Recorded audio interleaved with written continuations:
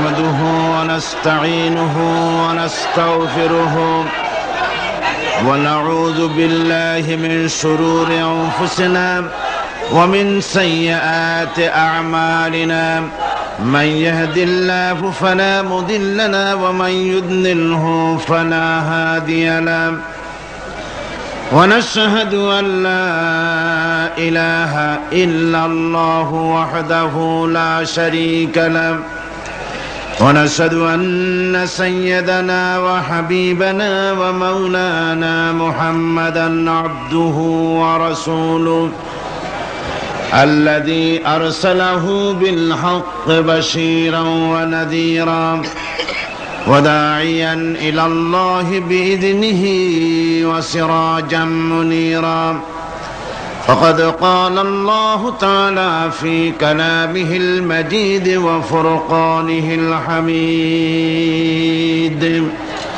أعوذ بالله من الشيطان الرجيم بسم الله الرحمن الرحيم إن الله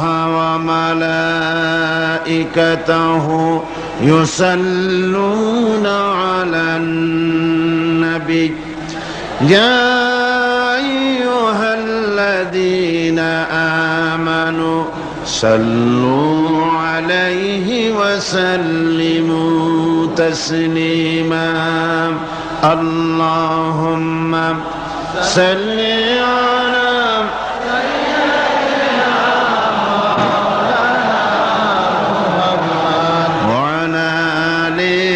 سيدنا مولانا محمد জোরে সোরে মোহব্বতের সাথে পড়েন আল্লাহুম্মা সাল্লি আলা সাইয়্যিদিনা মাওলানা মুহাম্মদ ওয়া আলা আলি সাইয়্যিদিনা মাওলানা মুহাম্মদ بلغ العلا بكماله كشف الدجى بجماله حسنت جميع خصاله صلوا عليه هنا يفول تو बुलबुल का तरन्नुम भी न हो चिमने दहर में कलियों का तबस्सुम भी न हो बलगल उला बिकमालिही कशफत दुजा बिजमालिही हसनत जमीअ खसालिही सल्लु अलैहि আরবের বুকে মক্কার পরে আমিনার যেথায় ঘর খোদার করুণা কৌসার হয়ে ঝরসে বারংবার বলাগল উলা বিকামালিহি কশফত দুজা বিজমালিহি حسنت جميع خصاله صلوا عليه وآله اللهم آمين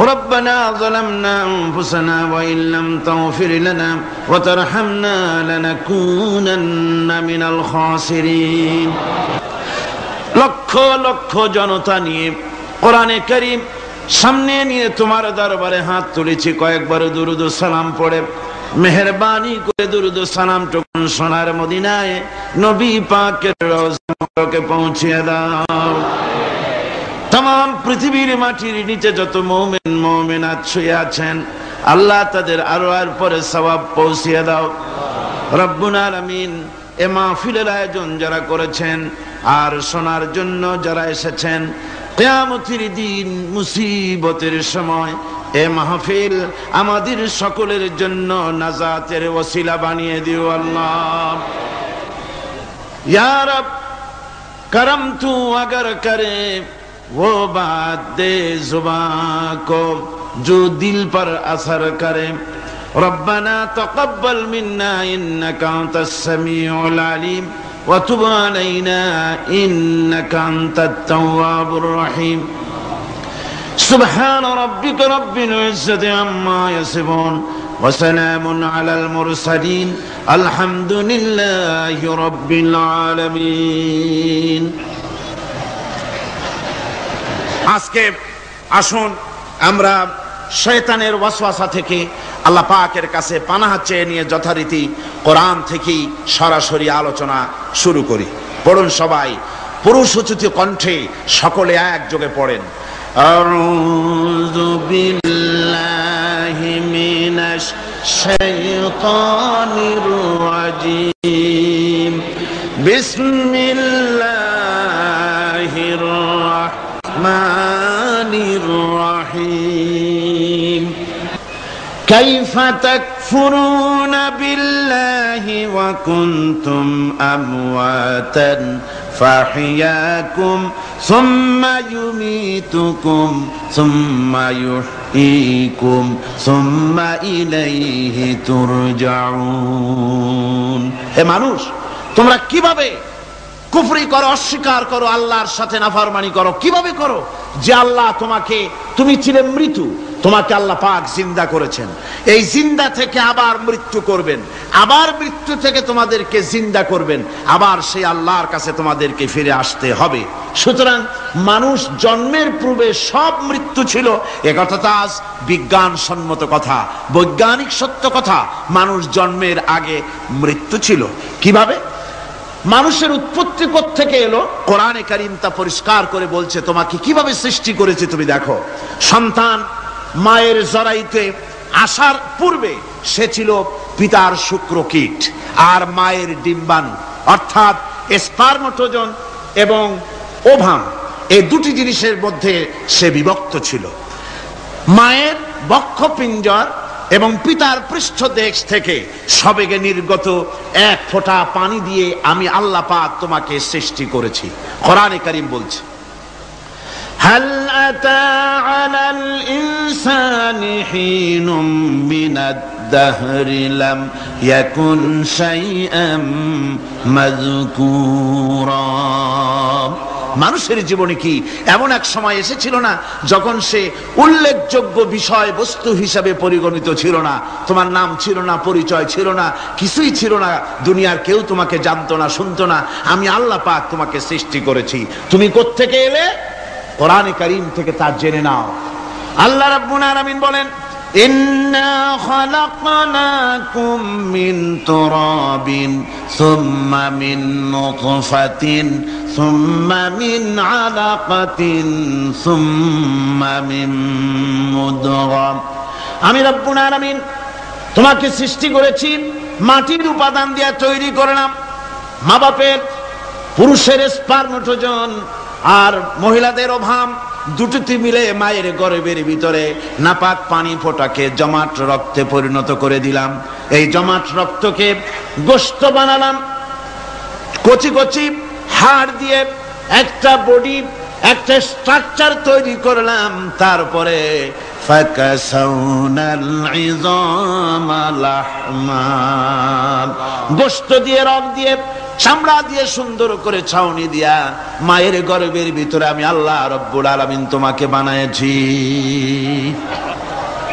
মায়ের পেটের ভিতরে ফি কারারিম মাকিন, একটি সুরক্ষিত জায়গায় তোমাকে আমি রেখে দিলাম, যেখানে কোনো রোগ, কোনো জার্ম যেখানে পৌঁছতে পারবে না, কোনো অসুবিধা হবে না। এমন একটা জায়গায়, এমন একটা ইন্টেনসিভ কেয়ার ইউনিটের ভিতরে রেখেছি। সুবহানাল্লাহ ওয়া বিহামদিহি। একটা ইন্টেনসিভ কেয়ার ইউনিট, যেখানে কোন রকমের কোন জার্ম প্রবেশ করে বা করবার কোনো ক্ষমতা নাই কারো। এমন একটা প্যাকেট, সুন্দর একটা প্যাকেট, একটা কভারের মধ্যে তোমাকে তৈরি করা হলো মায়ের পেটের মধ্যে। তারপরে আজকে তুমি কুফরি করতেছো, আজকে আমাকে অস্বীকার করছো। ওই গর্ভের ভেতরে আমি ইচ্ছে করলে রক্তের পিণ্ডের আকারে মায়ের গর্ভ থেকে আবর্ষণ করে দিতে পারতাম, দুনিয়ার মুখ দেখতে পারতে না। মায়ের পেটের ভেতর থেকে মরা সন্তান হিসাবে বের করে দিতে পারতাম। বিকলাঙ্গ করে বের করে দিতে পারতাম, পঙ্গু করে বের করতে পারতাম, পারতেন না? আল্লাহ রাব্বুল আলামিন বলেন কেমনে বানালাম? খলাকাল ইনসান, মানুষ আমি সৃষ্টি করেছি মায়ের পিঠের ভিতরে বসে যখন ক্ষুধার উদ্রেক হলো, রুহু যখন এসে গেল, ক্ষুধা লাগলো, খাবারের প্রয়োজন হলো, আমি কেমনে খাওয়ালাম? দুনিয়ার কোন মা বাপ, কোন নেতা, কোন ডাক্তার, কোন চিকিৎসা বিজ্ঞানী মায়ের পেটের সন্তানের খাবার সরবরাহ করতে পারে না। আল্লাহ পাক বলেন তুমি কি খাবে? ব্যবস্থা আমি করেছি। মায়ের মাসিক অসুখকে বন্ধ করে দিয়ে মায়ের নাভির সঙ্গে তোমার নাভির সাথে তার লাগাইয়া দিয়েছি, আর ওই তারের মাধ্যমে রক্ত বের করে দিয়া মায়ের রক্ত দিয়ে তিল তিল করে তোমারে বড় করেছি। রক্তটা মুখে লাগাই নাই, মুখে লাগলে পরে নাপাক রক্ত, মুখটা নাপাক হয়ে যাবে। নাভির ভিতর দিয়ে পাস করে দিলাম, মুখটাকে পবিত্র রেখে দিলাম, যাতে করে দুনিয়ায় আসার পর আমার পবিত্র বানানো মুখখানা দিয়া এই দুনিয়ায় বসে তোমার আল্লাহর পবিত্র নামের জিকির করতে পারো। এমন সুন্দর করে মায়ের পিঠের ভিতরে তৈরি করলাম, হাত দিলাম, পা দিলাম, সুন্দর করে বানালাম, এমন নিখুঁত করে বানালাম, তাকায়া দেখো নিজের দিকে, সুন্দর করে বানালাম। এরপরে কি করলাম? সুম্মা নুখরিজুকুম তিফলা, বাচ্চার আকারে মায়ের পেট থেকে আস্তে করে বের করে নিয়ে আসলাম। সুবহানাল্লাহ বিহামদিহি, আস্তে করে মায়ের পেট থেকে নিয়ে এসেছি পৃথিবীর বুকে। পৃথিবীতে যখন আসলে তখন তোমার অবস্থাটা কি ছিল? ক্ষুধার যন্ত্রণায় যদি মরেও যেতে, কান্দা ছাড়া ভাষা নাই। ভাষা আছে? কোন হুঁশ ছিল আমাদের? কোন জ্ঞান ছিল? আল্লাহ রাব্বুল আলামিন বলেন আল্লাহু আখরাজাকুম মিন বুতুনি উম্মাহাতিকুম লা তা'লামুনা শাইআ, মায়ের গর্ভ থেকে এমন অবস্থায় বের করে এনেছি যখন তোমার কোনো হুঁশ নাই, জ্ঞান নাই, কথা বলতে পারো না, পায়খানার ভিতরে পড়ে থাকো, ট্যাটা করে কান্দা ছাড়া পথ নাই, পানির পিপাসায় গলা শুকায় যায়, কান্দা ছাড়া পথ নাই, মনের তোমার মুখের কোনো ভাষা নাই কান্না ছাড়া।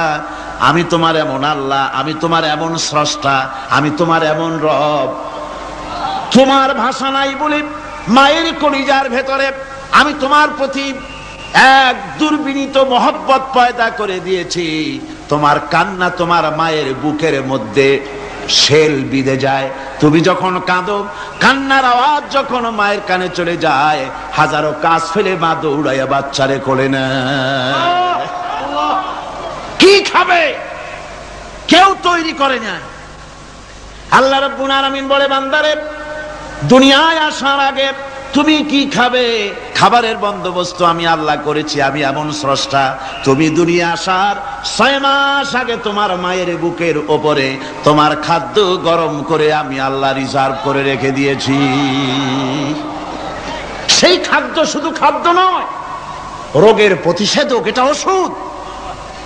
আজ বিজ্ঞানীরা, চিকিৎসা বিজ্ঞানীরা বলছেন মায়ের দুধ সন্তানের খাদ্যের, মায়ের দুধের চাইতে কোনো বিকল্প কিছুই নাই। সন্তান পৃথিবীতে এলে মায়ের প্রথম দুধটা, গ্রামে গঞ্জে অশিক্ষিত এলাকায় প্রথম দুধটা ফেলে দেয়, এটাকে মনে করে এটা খারাপ, এটা খাওয়াতে নাই, তাহলে ধনুষ্টঙ্কার হবে, হাবিজাবি কথা বলে। আল্লাহ দুধ বানাইছে বাচ্চার ধনুষ্টঙ্কার হওয়ার জন্যে। মায়ের ওই প্রথম দুধটা হচ্ছে সন্তানের জন্য সমস্ত রোগের প্রতিষেধক। সে ছিল পেটের ভিতরে একটা কাভারের মধ্যে, ওখানে কোনো জার্ম ছিল না, কোনো রোগ জীবাণু ছিল না। ও পৃথিবীতে এসেছে যেখানে অক্সিজেনের ভেতরে জার্ম রয়েছে, বাতাসের ভিতরে জার্ম রয়েছে, যার পরিবেশটা খারাপ হয়ে আছে, মানুষের শ্বাস প্রশ্বাসে নিঃশ্বাসে হাজারো রোগ জীবাণু ঘুরছে। এই রকমের একটা পৃথিবীতে এসেছে। আসার পরে কচি স্বাস্থ্য, কচি শরীর, কচি হার্ট, কচি লাংস, সেটাকে প্রতিরোধ করবে কি করে? সেজন্য আল্লাহ পাক মায়ের দুধের ভিতরে সমস্ত রোগের প্রতিষেধক দিয়ে দিয়েছেন। সুবহানাল্লাহ। আজকের বিজ্ঞানীরা তা স্বীকার করেছেন। অনেক মা তার সন্তানকে দুধ দেন না, নিজের শরীর স্বাস্থ্য ভালো রাখার চিন্তা করে বাচ্চাকে দুধ খাওয়ান না। এটা অত্যন্ত নির্মম কাজ। বাচ্চাকে দুধ খাওয়ালে বাচ্চার সাথে মায়ের মহব্বত বাড়ে। ইউরোপে আমেরিকায় মাকে মা বলে ডাকে না, বাপকে শ্রদ্ধা করে না, সম্মান করে না। তার কারণ সেখানে মায়েরা তার সন্তানদেরকে কোলে নেয় না, সন্তানদেরকে ফিডার খাওয়ায়।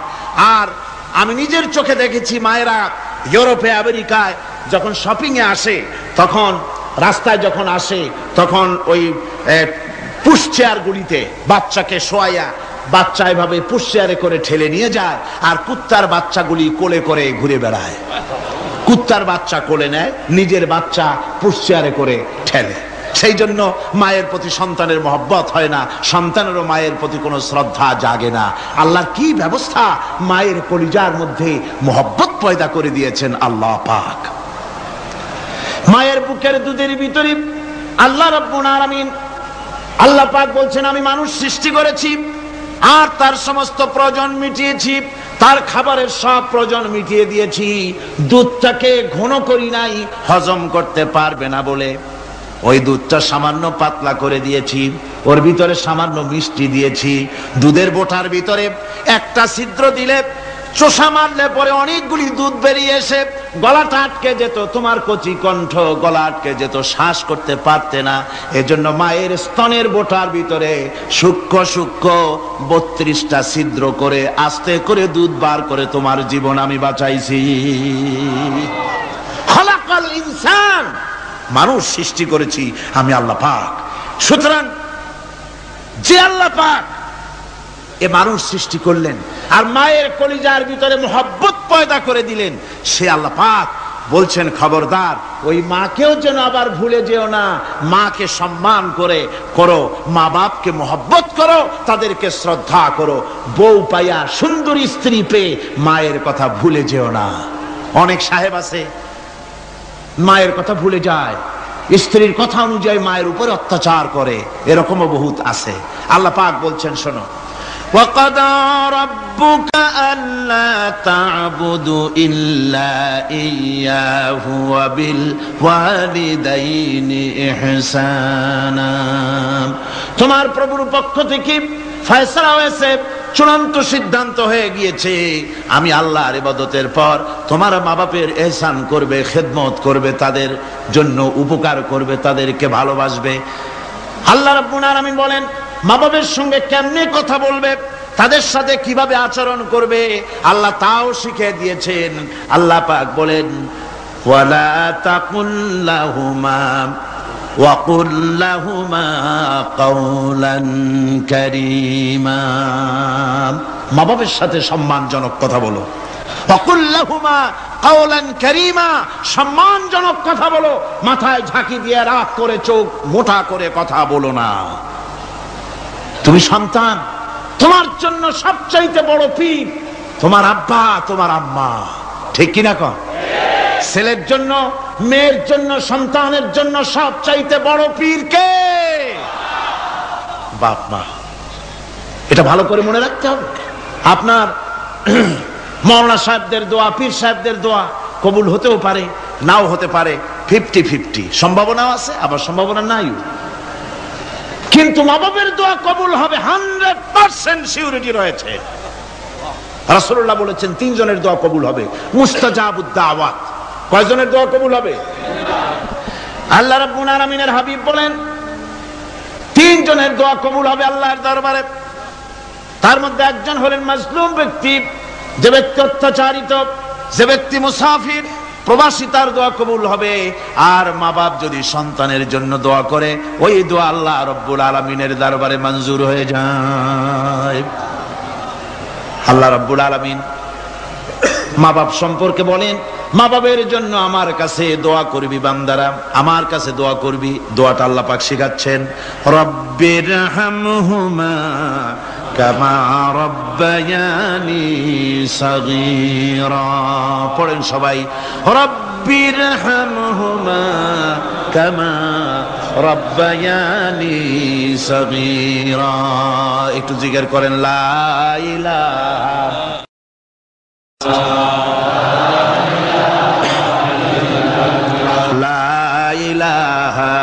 ইল্লাল্লাহ লা ইলাহা ইল্লাল্লাহ লা ইলাহা ইল্লাল্লাহ লা ইলাহা ইল্লাল্লাহ মুহাম্মাদুর রাসূলুল্লাহ। আমার ভাইরা, আল্লাহ পাক শিখাচ্ছেন, বান্দা তোর মা বাপের জন্য আমার কাছে দোয়া কর। আল্লাহ রব, আয় আমার প্রভু, আমার মা বাপ যেমন ছোটবেলায় আমাকে স্নেহের কোলে লালন পালন করেছে, আয় আমার আল্লাহ তুমি আমার মা বাপকে তোমার রহমতের কোলে লালন পালন করো। আল্লাহ শিখাই দিয়েছেন। আমার ভাইরা, প্রত্যেক নামাজের পরে এই দোয়াটা ভুলে যাবেন না। ভুলে যাবেন? ভুলে যাবেন? আমার ভাইরা, আমার বোনেরা, সবাই প্রত্যেক নামাজের পরে পড়বেন রাব্বির হামহুমা কামা রাব্বায়ানি সগীরা। এই দোয়া করতে কেউ ভুলে যাবেন না। আল্লাহ রাব্বুল আলামিন বলে, বান্দারে ওয়া ওয়াসাইনাল ইনসানা বিওয়ালিদাইহি ইহসানা হামালাতুহু উম্মুহু কুরহা ওয়া ওয়াদাতুহু কুরহা।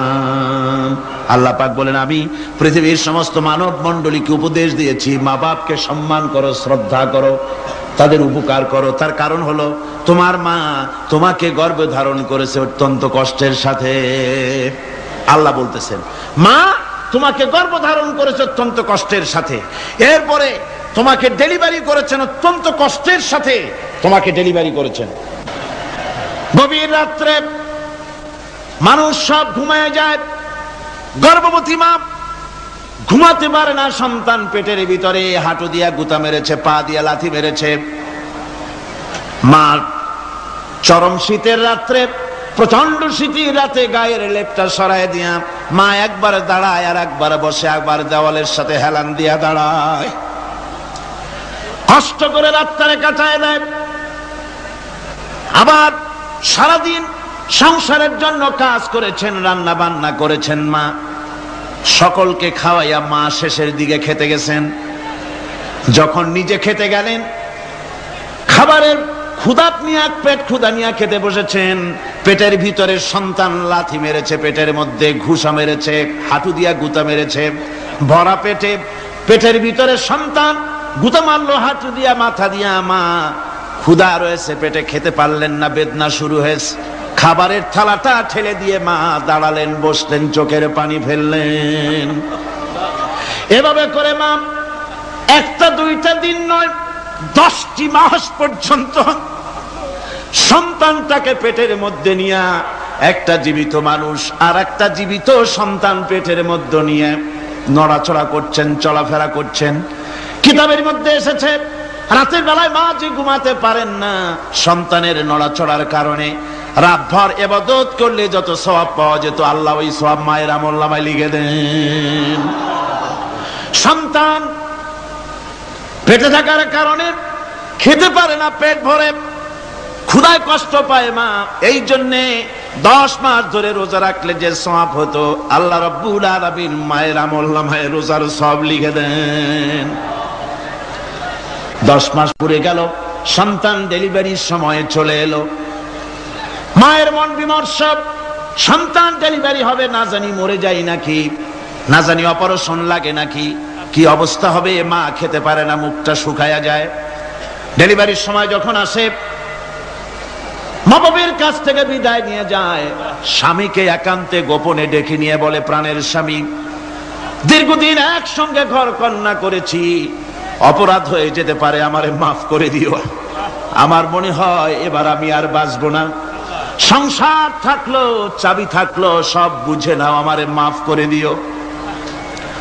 মা চলে গেল সতিকা গৃহে, ক্লিনিকে চলে গেল, অপারেশন থিয়েটারে চলে গেল, অথবা ডেলিভারির জায়গায় চলে গেল। ডেলিভারি পেইন শুরু হয়ে গেল, বেদনা শুরু হয়ে গেল। এক একটা বেদনা যেন মায়ের এক একটা মৃত্যু যন্ত্রণা শুরু হয়ে যায়। এমন যন্ত্রণা, প্রসব বেদনা দুনিয়ার ভুক্তভোগী মা ছাড়া আর কেউ জানে না। এই চরম বেদনার ভেতর দিয়ে, চরম কষ্টের ভিতরে মা যখন একটা বাচ্চা প্রসব করলো, জিহাদের ময়দানের মতো মা রক্তাক্ত হয়ে গেলেন, সন্তান দুনিয়ায় এলো। মা তখন অস্থির থাকেন, এত বড় বিরাট কষ্টের ভিতরে আল্লাহ রাব্বুল আলামিন বলেন, সন্তান যখন ডেলিভারি হয়ে গেল, মায়ের মনের ভিতরে আমি তখন এই ফিলিংস, এই টেন্ডেন্সি জাগ্রত করে দিই, দেখ কি হয়েছে। মা তখন দেখতে চায় কি হয়েছে। মায়ের সামনে যখন এত কষ্টের, হৃদয় বিংড়ানো, কলিজার 32টি নাড়ি ছেঁড়া যন্ত্রণার সন্তান যখন মায়ের চোখের সামনে আসে, আল্লাহ পাক বলেন, মা যখন তার ছেলের মুখের দিকে তাকায়, মেয়ের মুখের দিকে তাকায়, আল্লাহ বলেন 10 মাসের পেটে ধরা কষ্ট আর ডেলিভারির সব কষ্ট মায়ের মন থেকে মুছে ফেলে দেই। আল্লাহ রাব্বুল আলামিন বলেন, খবরদার দুনিয়ার মানুষ, এমন মায়ের সাথে নাফরমানি করবি না, এ মায়ের সাথে নাফরমানি করবি না, মাকে সম্মান করবি, মার কাছে দোয়া চাবি। দুনিয়ায় যদি সম্মান চাও, রিজেক্ট চাও, মায়ের পায়ে ধরে কাঁদো। মায়ের জাতি অনেক সম্মান তার। রাসূল করিম সাল্লাল্লাহু আলাইহি সাল্লামকে প্রশ্ন করা হয়েছে, হুজুর খেদমত করব কার? হুজুর কয় মায়ের। তারপরে কার? হুজুর কয় মায়ের। তারপরে কার? হুজুর বলেন মায়ের। তারপরে কার? তোমার পিতার। 3 গুণ। তোর মায়ের মর্যাদা 3 গুণ বেশি, তোর বাপের চাইতে মর্যাদা বেশি। সুবহানাল্লাহ পড়েন। আর আজকে ইসলামের শত্রুরা তারা বলে যে ইসলাম নারীর অধিকার আদায় করে নাই। নারীর অধিকার ইসলাম দেয় নাই তো কে দিয়েছে? আমার বন্ধুগণ, বিশ্ব নবী জনাব মুহাম্মদ রাসূলুল্লাহ সাল্লাল্লাহু আলাইহি ওয়াসাল্লাম মসজিদে নববীর ভিতরে বসে আছেন। এক বৃদ্ধা মহিলা মসজিদের মধ্যে প্রবেশ করলেন। হুজুর বৃদ্ধাকে দেখে দাঁড়ায় গেলেন, বিশ্ব নবী বুড়ি মেয়ে লোককে দেখে দাঁড়ায় গেলেন। আল্লাহর নবী বুড়িকে দেখে দাঁড়ালেন। বুড়ি যখন কাছে এলেন, আল্লাহর নবী নিজের গায়ের চাদর বুড়ির জন্য বিছায়া দিলেন। বুড়ি বসলেন। এরপরে কথাবার্তা সারার পর বুড়ি যখন বিদায় হবেন, হুজুর আবার দাঁড়ালেন। বুড়ি মহিলা চলে গেলেন। সাহাবায়ে কেরাম বলেন, ইয়া রাসূলুল্লাহ, কিছুই বুঝলাম না, একজন বৃদ্ধা মহিলার জন্য বিশ্ব নবী দাঁড়ান আর গায়ের চাদর বিছান, আমরা বড় আশ্চর্য হয়ে গেলাম। নবীজি বলেন, ও আমার সাহাবীরা, তোমরা জানো না, এই মহিলা কি চিনতে পারো নাই? আমি আমার মায়ের দুধ আমার জীবনে কিসমতে তেমন হয় নাই। আমি আমার মায়ের দুধ তেমন কিসমতে পাই নাই। যার বুকে দুধ খেয়ে, যার কোলে কাখে চড়ে আমি বড় হয়েছি, আমার সেই দুধ মা, ইনি হযরতে হালিমাতুস সাদিয়া, আমার সেই দুধ মা। রাসূলুল্লাহ নিজে সম্মান দিয়েছেন মায়ের। খবরদার, মাকে অসম্মান করবেন না, মাকে সম্মান করবেন, মাকে শ্রদ্ধা করবেন। আমার বন্ধুগণ, আলেম ওলামা পীর বুজুর্গদের জন্য হাদিয়া তো দেন আপনারা, কোনো নিষেধ নাই, দেন। হাদিয়া দেওয়াও সুন্নত, নেওয়াও সুন্নত, দিবেন, আমি কোনো নিষেধ করি না। কিন্তু আমি বলতে চাই, পীর বুজুর্গদের কাছে, আলেম ওলামাদের কাছে হাদিয়া দিয়া আল্লাহরে যত না খুশি করতে পারবেন, এই ডালিম বেদানার মৌসুমে বেদানা একটা ভেঙে নিজ হাতে যদি মায়ের মুখে তুলে দেন, আল্লাহর আরশ খুশি হয়ে যাবে, আল্লাহর আরশ আজিম খুশি হয়ে যাবে, আল্লাহ পাক খুশি হয়ে যাবেন। মায়ের খাওয়াও, বাপকে খাওয়াও, তোমার সবচেয়ে বড় পীর তিনি। সুবহানাল্লাহ পড়ে, সুবহানাল্লাহ। মা বাপ যদি একটু দোয়া করে দেয়, তোমার জিন্দেগির কাম শেষ। একটু বদদোয়া করলে জাহান্নামে যাবা। কোন পীর সাহেব বদদোয়া করলে জাহান্নামে যাবে এমন কথা নয়। কোন মাওলানা বদদোয়া করলে দোজখে যাবে এমন কথা নয়। রাসূল বলেছেন, হুমা জান্নাতুকা ওয়া নারুকা। মা বাপ তোমার বেহেশত, মা বাপ তোমার জাহান্নাম। মা বাপ যদি অসন্তুষ্ট হয়, দোজখে যাবি, আর মা বাপ যদি খুশি, আল্লাহর জান্নাতে চলে যাবি। সুবহানাল্লাহ, সুবহানাল্লাহ, সুবহানাল্লাহ। মায়ের পায়ের তলে তোর বেহেশত। আমরা পুরুষ, আমাদের গত বছরও বলেছি, আমরা পুরুষ, আমাদের পায়ের তলে জুতা। আমাদের পায়ের তলে কি? শুধু জুতা। আর আমার মা, আমার মায়ের জাতি যারা এই প্যান্ডেলে বসে আছেন, আমার মায়েরা, বোনেরা, মায়ের জাতি যারা পৃথিবীতে, মায়ের জাতির পায়ের তলে আল্লাহর বেহেশত। সুবহানাল্লাহ। নারীর মর্যাদা ইসলাম দেয় নাই, কে দিয়েছে? আল্লাহ দিয়েছেন, আল্লাহ রাসূল দিয়েছেন। আমার বন্ধুগণ, হযরত বাইজিদ বুস্তামি ছোট্ট বাচ্চা ছেলে, গভীর রাত্রে মা অসুস্থ, পানির পিপাসায় জেগে উঠেছেন। বাবারে, পিপাসায় শেষ হয়ে গেলাম, পানি দাও। ছেলে ঘরের ভিতরে পানি না পেয়ে বাইরে দৌড়াদৌড়ি করলেন। অনেক দূর থেকে পানি নিয়ে এসে দেখেন মা ঘুমায় গেছেন। পানি নিয়ে দাঁড়ানো, পৌষ মাস, মাঘ মাসের শীতের রাত, ফজরের সময় মায়ের ঘুম ভেঙে গেল। তাকিয়ে দেখেন বাইজিদ দাঁড়ানো, হাতে পানি থরথর করে কাঁপছে। জিজ্ঞাসা করে, বাইজিদ তুমি দাঁড়ানো কেন? ছোট্ট বাচ্চা বলে, মা পানি চেয়েছিলে তুমি গভীর রাত্রে, পানি ঘরে ছিল না, অনেক দূর থেকে আনতে হয়েছে। মা বলছে, ঘুমাও নাই কেন গ্লাস থুইয়া? বাচ্চা বলে, ঘুমাই নাই। তুমি যদি আবার পানি চাও, সময় মতো যদি দিতে না পারি, মা তোমার কষ্ট হবে। এই জন্য ফজর পর্যন্ত আমি দাঁড়ায় আছি, কখন তুমি পানি চাও। মা হাতের থেকে পানি নিয়ে পান করলেন। বাইজিদকে বিছানার উপরে আরাম করে কম্বল দিয়ে ঘুম পড়াইয়া দিলেন। হযরতে বাইজিদের মা উযু করে ফজরের নামাজ পড়ে সিজদায় চলে গেলেন।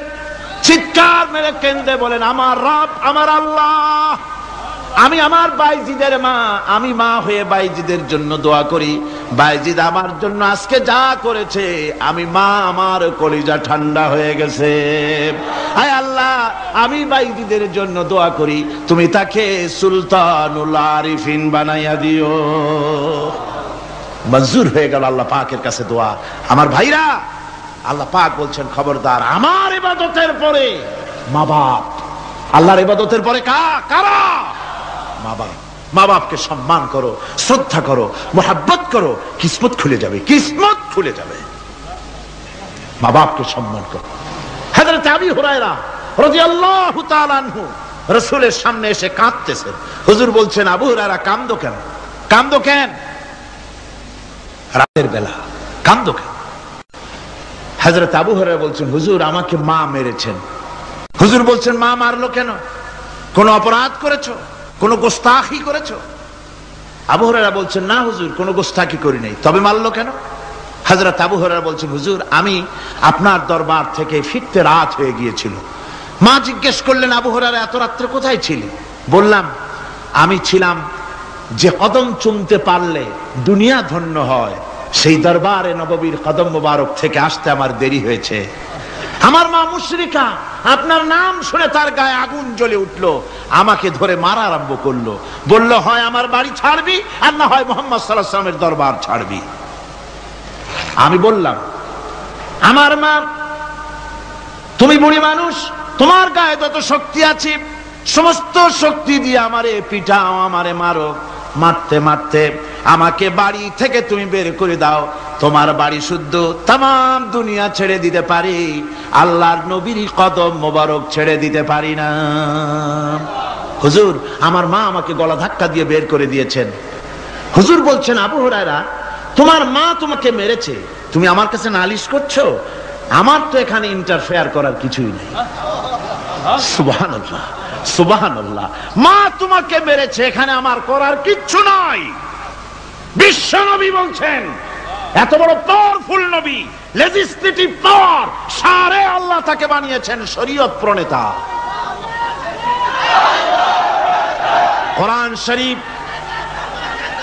কোরআন শরীফে শুধু হালাল ও হারামের, হালাল এবং হারামের, বৈধ এবং অবৈধের সীমারেখা শুধু কোরআনই ঠিক করেনি, রাসূলের জন্য আল্লাহ ছেড়ে দিয়েছেন। আল্লাহ রাসূলও হারাম, হালাল এবং হারামের বৈধতা অবৈধতার সীমারেখা নির্ধারণ করেছেন। এত বড় ক্ষমতা তার, এত বড় পাওয়ারফুল বিশ্বনবী, তিনি বলছেন, মা মেরেছে, আমার করার কিছু নাই। চিন্তা করেন কত বড় কথা, এ কথার লোড কত। হযরত আবু হুরায়রা বলেন, ইয়া রাসূলুল্লাহ, মা মাকে মেরেছেন, আমি আল্লাহর নবীর কাছে মায়ের বিরুদ্ধে নালিশ করতে আসি নাই। বললেন, কেন এসেছো? হযরত আবু হুরায়রা বলেন, হুজুর এসেছি একটা কারণে, আমি জানি আল্লাহ নবী যদি আল্লাহর দরবারে হাত উঠায়া কোনো জিনিস বলে, আল্লাহ রাব্বুল আলামিন সঙ্গে সঙ্গে মঞ্জুর করে নেন। হুজুর আমি এসেছি, মেহেরবানি করে দোয়া করুন আমার মাকে যেন আল্লাহ হেদায়েত নসিব করে দেন। আল্লাহ নবী হাত উঁচু করে বললেন, আল্লাহুম্মা হিদি উম্মা আবি হুরায়রা, আয় আল্লাহ আমি দোয়া করি আবু হুরায়রার মাকে তুমি হেদায়েত নসিব করে দাও। রাসূলুল্লাহ দোয়া করছেন আর আবু হুরায়রা সমানে দৌড়াচ্ছেন। তিনি দৌড়াচ্ছেন, পিছন থেকে কয়েকজনে আবু হুরায়রার জামা টেনে ধরেছে, দৌড়ো। তাদের জানা আবু হুরায়রা খুব ভদ্রলোক মানুষ, কোন ঝড় ঝামেলার মধ্যে থাকে না, রাগ শাক করে না, চিৎকার মারে না, দৌড় মারে না, এত ভদ্র শরীর, দৌড়ে কেন? না জানি কোন বিপদ বুঝি ঘটে গেছে। পিছন থেকে জামা টেনে ধরে বলে, দৌড়াও কেন? হযরত আবু হুরায়রা জামা সাহাবীর হাত থেকে ছিনায় নিয়ে বলেন, জামা ছেড়ে দাও, আমাকে দৌড়াতে দাও। আমি দৌড়াইয়া বাড়ি যে দেখতে চাই, আমি দৌড়াই আগে আমার বাড়ি পৌঁছতে পারলাম না, আমি যাওয়ার আগে আমার আল্লাহর নবীর দোয়া আমার বাড়ি পৌঁছে গেছে, আমি এইটা দেখতে চাই। হযরত আবু হুরায়রা বাড়িতে গিয়ে দরজা নক করলেন, ভেতর থেকে আওয়াজ এলো, কে? হযরত আবু হুরায়রা বলেন, মা আমি তোমার আবু হুরায়রা ফিরে এসেছি। মা বলছেন, বাবা অপেক্ষা করো, দরজা খুলতেছি। হযরত আবু হুরায়রা বলেন, মায়ের গলার আওয়াজের ভিতরে শিরকিয়াতের কর্কশতা পেলাম না, মায়ের গলার আওয়াজের ভিতরে তাওহীদের গন্ধ পেলাম। আমার মনে হলো নবীজির নিক্ষিপ্ত তীর তার নিশানায় পৌঁছে গেছে। কিছুক্ষণ পর মা আমার বেরিয়ে এলেন, মাথা থেকে চুলের থেকে বুড়ি মানুষ, সাদা চুলের ভিতর থেকে পানি পড়তেছে। মা বলল, বাবারে তোমারে মারার পর আমি বড় অনুতপ্ত হয়েছি, অনুশোচনা করেছি, আমি গোসল করেছি, মনে মনে ভাবলাম আমার ছেলে তো কোনো খারাপ জায়গায় যায় নাই, কেন তারে মারলাম? আমি বড় লজ্জায় পড়েছি তোমারে মেরে। ও আমার আবু হুরায়রা, আমি গোসল করেছি, পবিত্র হয়ে গেছি, জলদি করে আমাকে নিয়ে চলো বিশ্ব নবী জনাবে মুহাম্মদুর রাসূলুল্লাহর দরবারে। হযরত আবু হুরায়রা মা ঘোষণা করলেন, আশহাদু আল্লা ইলাহা ইল্লাল্লাহু ওয়াহদাহু লা শারীকা লাহু ওয়া আশহাদু আন্না মুহাম্মাদান আবদুহু ওয়া রাসূলুহু। আমার ভাইরা, মা বাপ সবচেয়ে সম্মানের জিনিস। আল্লাহর ইবাদতের পরই মা বাপের খেদমত করতে হবে। আল্লাহ পাক বলছেন, বান্দারে দেখ, মায়ের পেট থেকে আনলাম, মায়ের বুকের মধ্যে মহব্বত পয়দা করলাম, এত মহব্বত দিলাম তোর উপরে, যে কোনো বিদেশে যান, যেখানে যান, বাড়িতে ফিরলে পরে সকলে ছেলে মেয়ে ভাই বোন সবাই দেখবে সুটকেসে আমার জন্য আনছে কি, সবাই চিন্তা করবে আমার জন্য কি এনেছে। একমাত্র মা সন্তানের মুখের দিকে তাকাবে কখন খাইছে সে। সুবহানাল্লাহ, সুবহানাল্লাহ, আমার বাসার মুখখানা শুকনা, তুই বুঝি আজকে কিছু খাইস নাই। বিদেশে যেসব সন্তান থাকে, মা কাটা কবুতরের মতো ছটফট করে। আমার ছোটবেলার কথা আমি দেখেছি, সরসিলা মাদ্রাসায় পড়তাম, আব্বা টাকা দিতেন মাদ্রাসায় যাওয়ার সময়, আবার মা আবার মুরগির ডিম বিক্রি করা, বিভিন্ন জিনিস বিক্রি করা বা বাজার করা পয়সা, উদ্বৃত্ত কিছু পয়সা আব্বার অজান্তে আমার হাতের মুঠার মধ্যে দিয়ে দিতেন। যখন মাদ্রাসার দিকে রওনা হয়েছি, পর্দার আড়াল থেকে দরজা থেকে দেখতাম, যতক্ষণ তাকায় দেখতেছি চোখ থেকে পানি দরদর করে পড়তেছে। সুবহানাল্লাহ, মা কি জিনিস! আল্লাহ আল্লাহ আল্লাহ। বিদেশে যদি কারো সন্তান মারা যায়, সবার জানার আগে কবি বলতেছেন, বিদেশে বিরাজ্য যার পুত্র মারা যায়, পশু পক্ষী না জানিতে আগে জানে মায়। মায়ের কই যার তারে টান লেগে যায়, মা বুঝতে পারে আমার সন্তানটা নাই। আহারে মা! আমার বন্ধুগণ, মা যার বেঁচে আছে বেয়াদবি করেছেন, পাও ধরে মাপ নিয়ে নেবেন, পাও ধরে মাপ নিয়ে নেবেন। মা তো পাও ধরে দেখবেন মাফ করে দিবে। সুবহানাল্লাহ, সুবহানাল্লাহ, কত দরদ তার বুকের মধ্যে। আর মা বাপকে সম্মান করবে। যাক, এই বিষয়ের উপরে আমি আর যেতে চাই না, শুধু আমি আপনাদের বললাম, এই বিশাল জনতাকে বললাম, সবচাইতে বড় পীর আপনার জন্য আপনার মা বাপ। সবচাইতে বড় পীর কে? মা বাপ। সন্তুষ্ট করেন, রুজিতে অভাব ঘটবে না, কোন মাজারে গিয়ে সেজদা দেওয়া লাগবে না, আল্লাহর কসম মাজারে যাই চাওয়া লাগবে না। মা বাপের মা বাপকে খেদমত করেন, মা বাপকে খুশি করেন, মা বাপকে খাওয়ান, হাদিয়া দেন, মা বাপ খুশি, রুজিতে বরকত হবে, ব্যবসায় বরকত হবে, ঋণগ্রস্ত থাকবেন না, সম্মান আল্লাহ বাড়ায় দিবেন। সুবহানাল্লাহ বিহামদি, রাসূলুল্লাহর হাদিস। এই জন্য আমি অনুরোধ করব, মা বাপকে সম্মান করবেন। বিশাল আকাশের মালিক, আমাদের হায়াতের মালিক, আমাদের মওতের মালিক, আমাদের সুখ দুঃখের মালিক, আমাদের মনিব, আমাদের রব, সর্বস্রষ্টা, সর্বশ্রেষ্ঠ মালিক মহান আল্লাহ রাব্বুল আলামিনের সামনে মাথা নিচু করে একান্ত গোলামের মতো, ভিক্ষুকের মতো, কাঙ্গালের মতো জীবনের সব দুঃখ দুর্দশা আল্লাহর কাছে বলবো। আমরা আমাদের গুনার কথা বলবো, আল্লাহর কাছে মাপ চাইবো। আল্লাহুম্মা আমিন। রব্বানা ظلمنا أنفسنا وإن لم تغفر لنا وترحمنا لنكونن من الخاسرين ربنا ظلمنا أنفسنا وإن لم تغفر لنا وترحمنا لنكونن من الخاسرين ربنا لا تزغ قلوبنا بعد إذ هديتنا وهب لنا من لدنك رحمة إنك أنت الوهاب رب العالمين আমাদের গুনার দিকে নজর করো না, আমাদের গুনার দিকে তাকায়ো না। আমরা এত গুনাহ করেছি, সেদিকে তাকালে হয়তো রহমত করতে ইচ্ছে করবে না। আয় আল্লাহ, আমাদের গুনার দিকে তাকায়ো না, আমাদের চোখের দিকে তাকাও, আর আমাদের মুখের কাকুতি মিনতির দিকে তাকায়া আমাদের জিন্দেগির গুনাহ আল্লাহ মাফ করে দাও। রব্বুল আলামিন, এই 5 দিন তাফসীর করতে গিয়ে যদি কোনো ভুল আমি করে থাকি, আয় আল্লাহ, আমি মানুষ, ইলম কালাম নাই, আমি যদি কোনো ভুল করে থাকি আল্লাহ তুমি দয়া করে আমাকে মাফ করে দাও। কোনো ভুল কথা যদি বলে থাকি তোমার বান্দাদের স্মৃতি থেকে তা মিটাইয়া দাও। আয় আল্লাহ, হক কথা যা বলেছি, কোরআনের কথা, হাদিসের কথা, তেলাওয়াত যা হয়েছে, জিকির আজকার হয়েছে, আল্লাহ এতে তুমি খুশি হয়ে যে সওয়াবটুকুন দিবে, আল্লাহ দয়া করে সওয়াবটুকুন সরওয়ারে কায়নাত আশরাফুল আম্বিয়া সাইয়্যিদুল মুরসালিন রাহমাতুল লিল আলামিন জনাবে মুহাম্মদুর রাসূলুল্লাহ সাল্লাল্লাহু আলাইহি ওয়াসাল্লামের রূহ মুবারকে পৌঁছায়া দাও।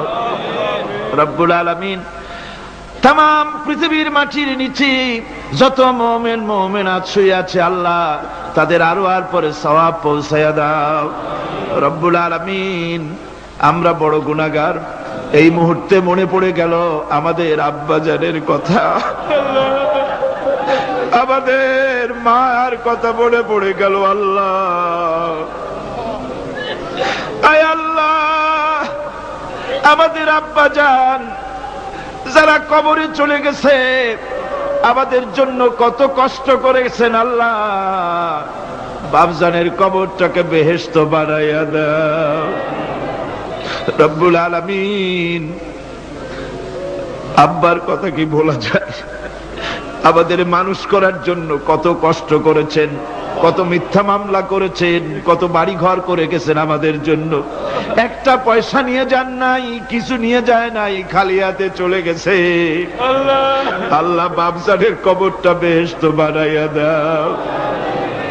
রব্বুল আলামিন, জনম দুঃখিনী মা, আমাদের মা যাদের বিদায় হয়ে গেছে আল্লাহ বেহেশতের বাগান বানাইয়া দাও কবরটারে। আল্লাহ কবরগুলিকে জান্নাতুল ফেরদাউস বানাইয়া দাও। রব্বির হামহুমা কামা রব্বায়ানি সগীরা, রব্বির হামহুমা কামা রব্বায়ানি সগীরা। আল্লাহ রব্বির হামহুমা, তুমি তো রহমান, রব্বায়ানি সগীরা, তুমি জব্বার আল্লাহ, তুমি সত্তার, আমাদের দিকে তুমি মুহাইমিন, তুমি মুমিন, তুমি মুতাকাব্বির, তুমি সত্তারুল উয়ুব। আল্লাহ আমাদের দিকে তাকাও, আমাদের দিকে তাকাও। আয় আল্লাহ, এইভাবে করে মায়ের কাছে দাঁড়ায়া যদি মা মা বলে যদি কাঁদতাম, এমন নিষ্ঠুর মা নাই যে কোলে না নিয়ে পারে।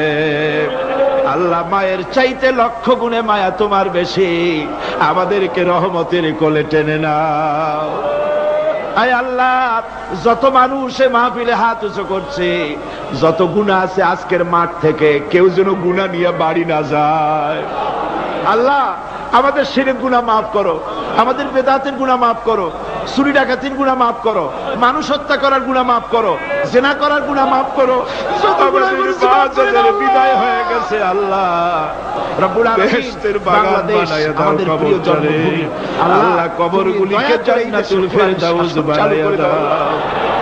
রব্বিরহামহুমা কামা রাব্বায়ানি সগীরা।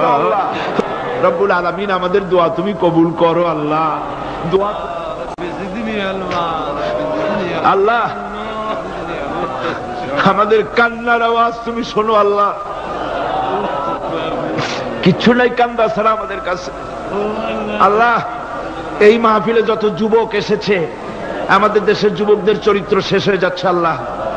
সব যুবকদের জন্য দোয়া করি আল্লাহ, যুবক ছেলেদের ইসলামী আন্দোলনের জন্য খালিদ বিন ওয়ালিদ বানায় দাও। এই মাহফিলে যত যুবক এসেছে আল্লাহ, সব যুবকদের ইসলামী আন্দোলনের কর্মী বানায় দাও। আয় আল্লাহ, বাংলাদেশের সেনাবাহিনী, বাংলাদেশের বিডিআর তোমার দরবারে মঞ্জুর করো, তাদের সিনায় হিম্মত দাও। বাংলাদেশের পুলিশ বাহিনী ইমাম দিয়া কলজেটারে ভরে দাও। বাংলাদেশের সেনাবাহিনী, air force, land force, BDR, police, এদের কলিজায় এত বড় ইমাম দাও যে ইমানের জোরে বাংলাদেশের প্রতি ইঞ্চি জমিন রক্ত দিয়ে হেফাজত করতে পারে। আল্লাহ, ইয়া আল্লাহ, ইয়া আল্লাহ। আমার ভাইরা, হুজুর সাল্লাল্লাহু আলাইহি ওয়াসাল্লাম আরাফাতের ময়দানে দুহাত উঁচু করে দিয়ে আল্লাহর কাছে চাইছিলেন, যাতে তার বগল দেখা গিয়েছিল। হাদিস শরীফে এসেছে, আল্লাহর কাছে দুটো হাত উঁচু করে দিয়ে চান, ইয়া আল্লাহ। আল্লাহ, কান্দেন কান্দেন, আজকে কাঁদবেন না, কবে কাঁদবেন? আজই তো কান্নার দিন। কাঁদেন আল্লাহর কাছে, আল্লাহ ভিক্ষা চাই তোমার কাছে আল্লাহ। আল্লাহ, অনেকের রোগ ব্যাধি আছে, মাফ করে দাও আল্লাহ। আজকের এক মহিলা আমার সঙ্গে টেলিফোনে কাঁদলেন, 20 বছর পর্যন্ত রোগে ভুগতেন। রাহেলা আক্তার লাকি তার নাম। 20 বছর পর্যন্ত ভুগতেছে রোগে, কাঁদতেছে, বলছে বিশ্বাস করি কোরআনের মাহফিলে দোয়া কবুল হবে, অপারেশন যেন লাগে না, দোয়া করেন এই মহিলাকে যেন আল্লাহ অপারেশন না লাগায় ভালো করে দেন। আমার মা বোনেরা, মেয়ে লোক মানুষ, পেটে বাচ্চা, কোলে বাচ্চা, কষ্ট করে মা বোনেরা বহুত দূর দারাজ থেকে এসেছে আল্লাহ। আমার মায়েরা বোনেরা যারা আসছে আল্লাহ, কিয়ামতে তাদেরকে খাদিজা এবং আয়েশার কাতারে দাঁড় করায় দিও আল্লাহ। আমার মা বোনদেরকে পর্দায় থাকার তৌফিক দিও আল্লাহ। মা বোনদেরকে তুমি হেফাজত করো। যত রিকশাওয়ালা এসেছে আল্লাহ, এত কষ্ট তারা করে, ওদের ভাগ্য তুমি উন্নতি করে দিও আল্লাহ। রিকশাওয়ালা, ঠেলাওয়ালা, কুলি, মজুর, আল্লাহ সকলের উপরে তোমার রহমত নাজিল করো। কলেজ বিশ্ববিদ্যালয়ের শিক্ষক, ছাত্র, ডিসি, এসপি, জজ, ব্যারিস্টার, ম্যাজিস্ট্রেট, আইনজীবী, বুদ্ধিজীবী, সাহিত্যিক, সাংবাদিক, প্রকৌশলী, চিকিৎসক, কৃষিবিদ, আল্লাহ সকলের উপরে তোমার রহমত নাজিল করো আল্লাহ রব্বুল আলামিন। আমরা এই বিশ্বাস নিয়ে হাত নামাচ্ছি যে আমরা এতক্ষণ যা বলেছি তুমি শুনেছো, আমরা যা বলেছি তুমি কবুল করেছো। আয় আল্লাহ, আমাদের মুনাজাত তোমার দরবারে কবুল করে দিও আল্লাহ।